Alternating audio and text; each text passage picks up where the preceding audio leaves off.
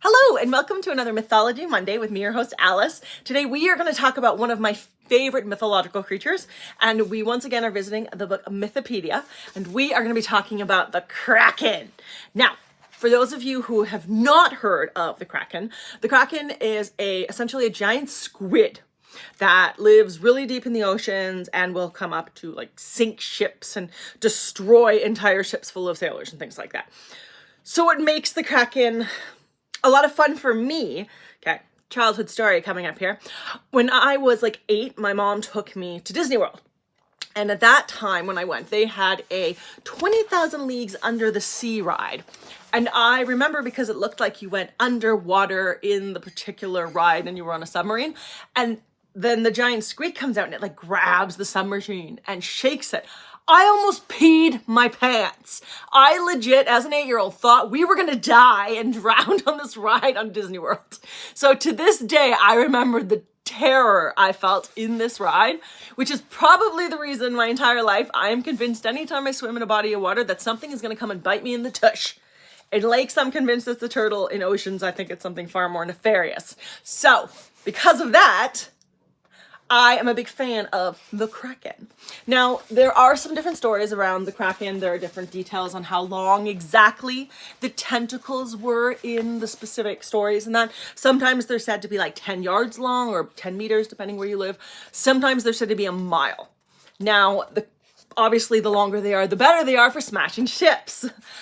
Another really cool thing that I found is consistent in stories about the Kraken is that they tend to live in the bottom of the depths of the ocean. So they tend to spend most of their time where it's really dark and cold at the bottom of the ocean.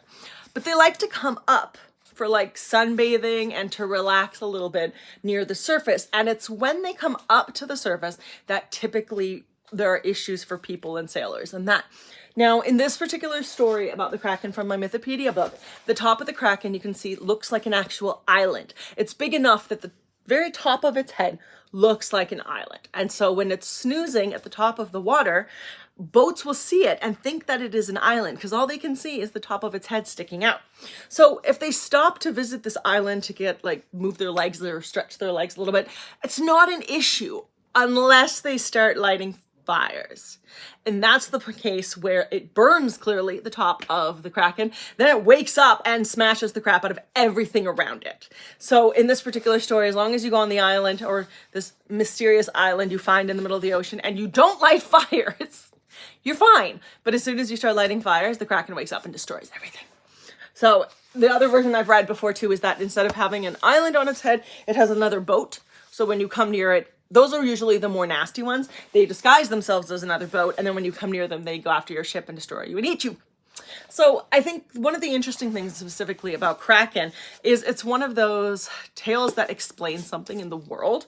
So historically speaking, people needed a reason why boats would vanish. You know, they didn't have the weather sonar we have nowadays we can see hurricanes and things when they're coming. We can warn people and avoid them, but they did not have this all those years ago.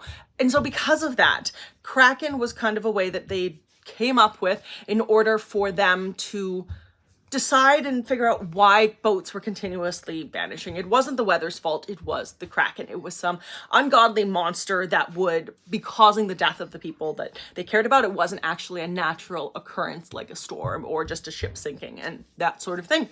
So I do enjoy the stories where people are coming up with an imaginative way to explain a natural phenomenon because they just didn't have the technology or the knowledge of the world around them that we have today.